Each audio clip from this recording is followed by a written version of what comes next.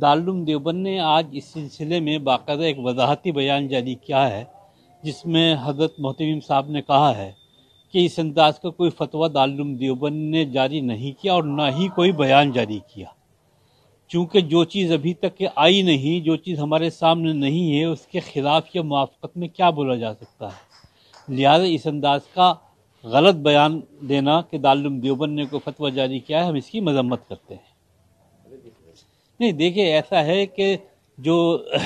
زندگی سے جڑی ہوئی چیزیں ہوتی ہیں ان میں مسائل کچھ بدل جاتے ہیں، یہ تو بعد میں بتایا جا سکتا ہے، ویکسین کو دیکھنے کے بعد میں اس کے کانٹینٹ کیا ہیں۔ جو کرونا وائرس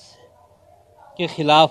ہماری مہم ہے، اس میں جو ویکسین آئی ہے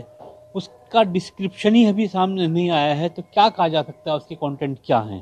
اس لیے اس کے خلاف پہلے سے کچھ بولنا یہ غلط ہے۔